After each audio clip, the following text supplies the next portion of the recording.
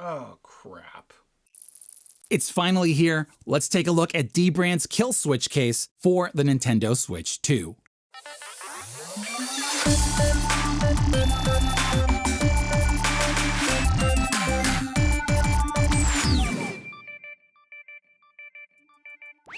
Welcome to It Came From a Box. This is Sergio IM, and my current favorite Steam Deck case is Dbrand's Killswitch. It's really well made, gives you an awesome grip, and it also comes with a front cover so it can completely protect the console. And now, there's a similar one for the Nintendo Switch 2. It comes in 3 configurations. There's Essential, which is just the case along with a skin and dock adapter. Travel, that adds the travel cover with game card holder and a pair of stick grips. And Ultra, which I went with, that adds 2 screen protectors. I'll be checking out the skin and screen protectors on another video. Installing it is as easy as it gets. For the console, you just start with the top, then the bottom. Just make sure it's correctly aligned. As a heads up, because of how it's cut out underneath, it comes with adhesive strips. Same for the piece that goes on the kickstand. I'm not going to use these yet because I'm currently testing a lot of cases, but yes, you need to use them to secure that connection. With the Joy-Cons, you'll want to start at the top and align the bumpers and ejection button into that slot, and then just pop in the rest. Then you just snap the Joy-Cons on and you're all set.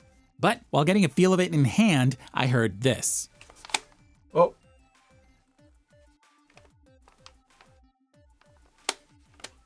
Oh, crap. While testing that connection, the Joy-Con popped right off with little to no force. It seems the right one is worse than the left. It falls off by just the weight of the console and the left Joy-Con, but the left needs a bit more force to pop off. I even tried without the console case, but nope, it's just the Joy-Con cases. When I first installed them, I did notice that they weren't flush with the edges. They protruded by a very minimal amount. Without the case, you'll notice that the Joy-Cons already have a tiny gap, and this case not only eliminates that, but it actually extends it very slightly. So with a minimal amount of angled movement, it creates this leverage that's just enough to disengage the magnets. I can't explain to you how heartbreaking this is. I was so looking forward to this case, and this just derailed everything.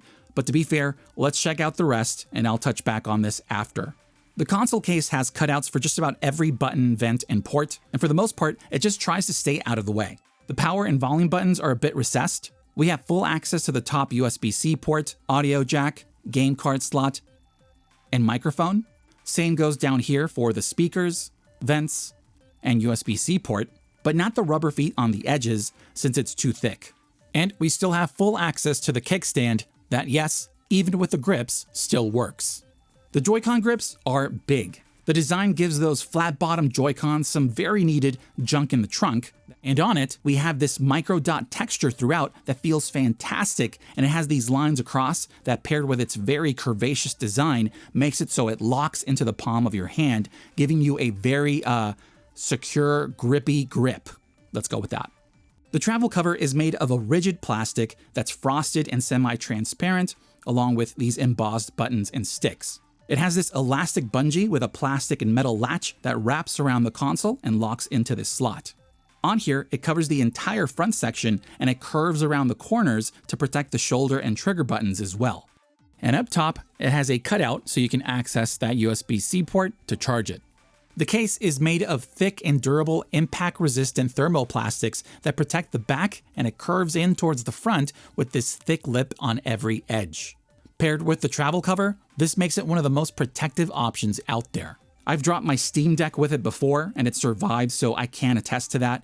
But because of that Joy-Con issue, there's now a chance that during a drop, it can fall apart and damage the Joy-Cons and that magnetic slot. So yeah, not good. If you opted for the game card holder, it lives in the inside of the travel cover. It can hold up to 10 games and it's removable. It fits into this compartment and it's held in place with these 2 magnetic pegs on the bottom corners that fit into these matching slots. In between them, it has this lip so you can pop it out, but when lifting it, since it's not rigid enough, it bends and creates this tension on the magnetic connection that tightens it and makes it very difficult to remove, almost to the point where it feels like it's gonna break. Gosh, dude. The best way I found was to lift it off both sides, but it's not easy to access, so honestly, this also needs a rework. On a lighter note, the card slots are great. You just insert them from the bottom, pushing against this tab, and then pop it in the rest. Very simple and secure. To remove them, just push down and out. The stick grips are concave with a similar micro dot texture in the center and a linear texture throughout the edge. To install, you just invert them and pop them on from one edge to the other. These are one of the easiest I've had to install because the bottoms don't wrap in that deeply, just enough to make them secure. In use, they're currently my favorite. They're so easy to grip at any position, and the materials are very sturdy, unlike the softer plastics on the Joy-Cons. Love these. Now, although the console case seems thin, it's still not dock compatible, and that's why they include their dock adapter. On it, we have this slot for the console, with rubber strips to keep it from moving around, and a USB-C connector. Underneath, we have ventilation and 4 rubber feet. Behind it, we have a USB-C pass-through that connects to the official dock by sliding this whole thing right through it. It's not a perfect fit, it's slightly loose, but not a big deal considering it's going to sit in place. Now, it's not as easy as dropping it into the official dock. You want to be careful or that USB-C port can scratch the bottom of the console, but they do have these marks that help you visually align it. Then, that pass-through retains the same functionality to both charge the Switch or use it in TV mode. And note that on here it will block that docking notification LED. Also, it is a snug fit, so to remove it, you'll need to hold down this front edge and then lift the console off. So yeah, it's not as easy or convenient as the official dock, but it works. Okay, so back to the detachment issue. At first, I thought I got a lemon. I thought it was just me. But no, their subreddit has a lot of videos of others experiencing the same issue. So this is a big oversight. Not sure how it made it past quality control, but it has to be addressed. I'm guessing the fix is to reduce those edges and possibly have a gap between the console and Joy-Cons. So as of right now, clearly I wouldn't recommend it, but I'm optimistic and hope Dbrand will make this right. That also goes for those game card holders.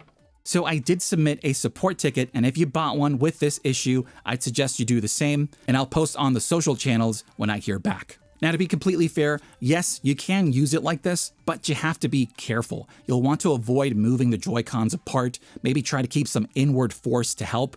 But come on now, it's not safe, and there's always a lingering risk that it might truly live up to its name and kill your Switch. Thank you. So if it wasn't for that issue, this would be the protective case to beat. The materials are top notch, they're thick and durable, very protective. The grips on the Joy-Cons, at least for now, are the best I've tested. The ergonomics makes them incredibly comfortable. The travel cover gives you full protection so you can toss this in a bag without a carrying case. It's honestly all I ever wanted in a protective case. So please, Dbrand, make this right. But now I'm gonna hand it off to you. Let me know what you think of it, and if you ordered one, let me know your experience down in the comments. Then, if you'd like to support us so we can make more videos like these, check out the affiliate links in the description below, but also hitting that like button and sharing this video goes a long way. Once again, this is Sergio IM. Thanks for liking and subscribing, and I'll see you for the next box. Oh, dang it. If you like this video and want to help us out, click that thumbs up button and leave a comment below so we can talk. Now, if you want to go further, subscribe and ding the bell to stay notified whenever we post a new video. You made it to the end, and I just want you to know that you are the reason we do what we do. This is Sergio AM, and I'll see you for the next box.